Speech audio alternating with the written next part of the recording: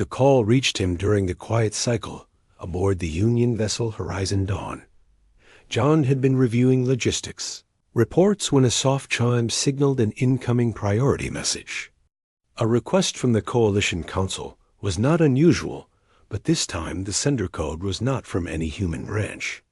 It came from the royal house of the Elindra Empire and bore the personal crest of the Elindran Queen. John straightened in his seat. His breath steadied as he read the message. The Queen did not ask for a delegation. She did not request military officials or ambassadors. She asked for him alone.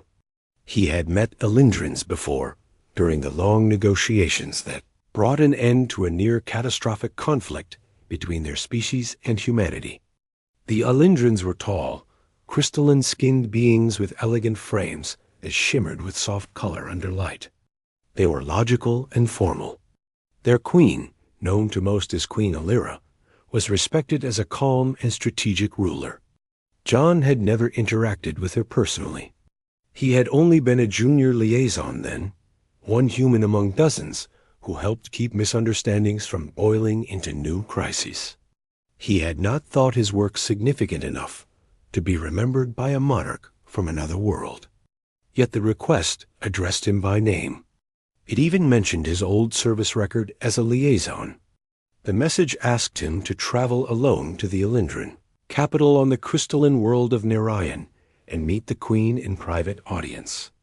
It did not state why. John informed his commanding officer, who approved the journey with mild confusion. The officer reminded him that diplomacy relied on trust, and humanity should not ignore a request of this nature. John prepared for the journey with a mind full of questions. He boarded a small diplomatic cruiser and set course for Narration.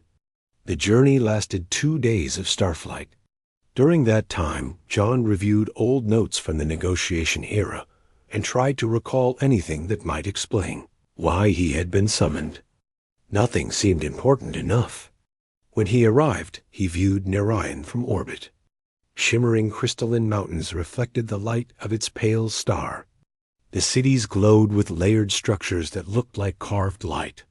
The Elindran escort guided his shuttle to a landing platform that radiated soft silver luminescence.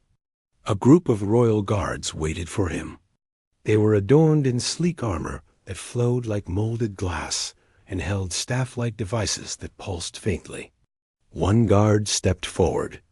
His tone was formal but respectful, and his voice carried a slight resonance.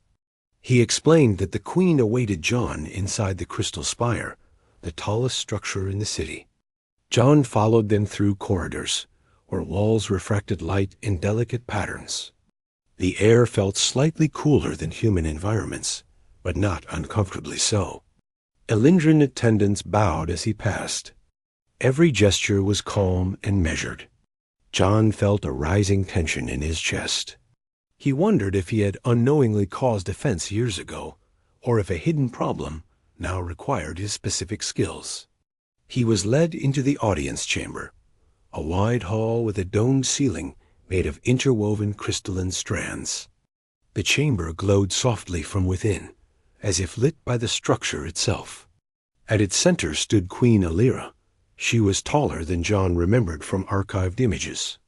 Her crystalline skin held faint shades of blue and silver. Her presence carried an air of quiet authority. The guard stepped back and the door sealed behind them. John stood alone before the Queen. She studied him with calm eyes that reflected light like polished stone. John bowed respectfully. When she spoke, her voice was melodic yet steady. She welcomed him and thanked him for answering her request. She explained that she had observed humanity's growth since the end of the conflict and held deep interest in the resilience and creativity of his kind. John listened respectfully, but could not understand why this required a private meeting. The Queen told him she had reviewed thousands of diplomatic exchanges from the negotiation period. She spoke of tense moments when misunderstandings nearly escalated. She described how certain reports and translations had prevented conflict. She paused and looked directly at John. She said his work had been one of the hidden, threads that guided both sides away from destruction. John was taken by surprise. He had not believed his role had been significant. He remembered many nights where he worked quietly behind more experienced officials. He had helped clarify cultural cues or reorganize chaotic information after sudden skirmishes. He had believed anyone could have done it. The Queen continued. She said she did not summon him to offer simple thanks. Instead, she wished to share information he had unknowingly safeguarded.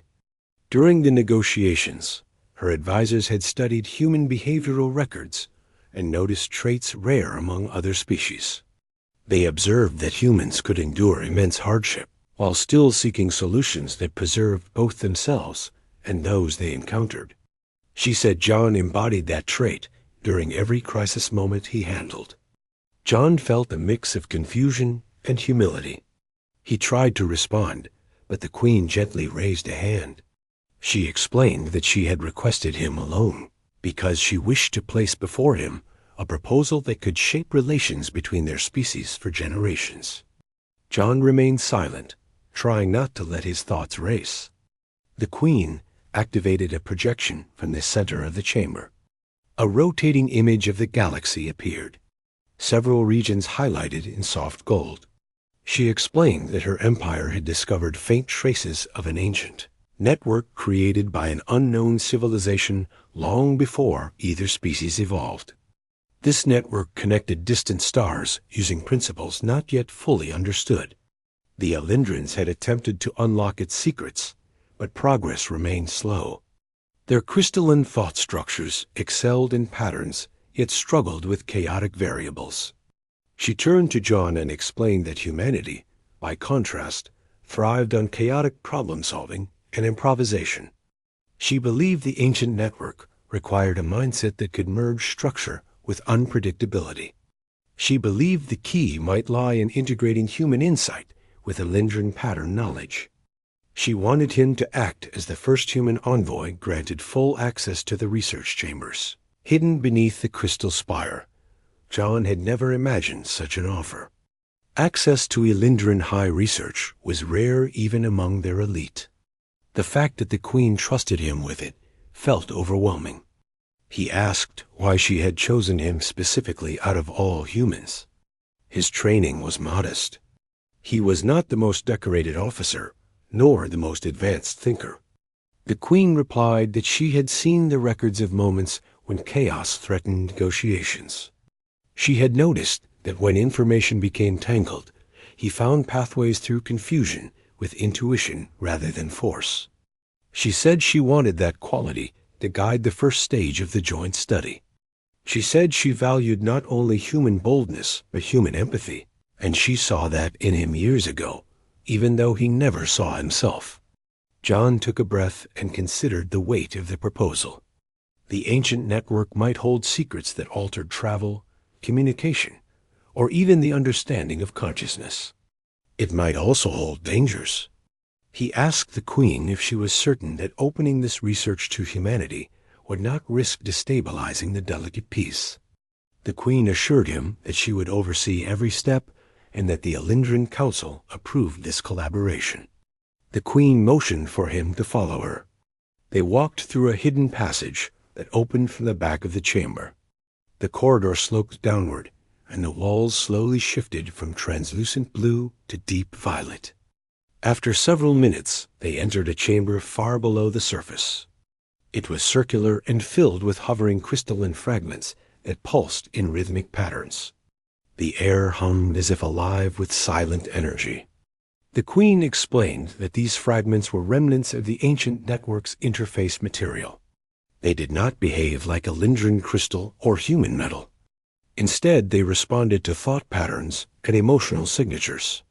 Elendran researchers had studied their patterns, but could not decipher certain responses. She wanted John to try. John stepped forward carefully. One fragment floated close to him. It shifted color gently, as if sensing his presence. He felt no fear, only curiosity.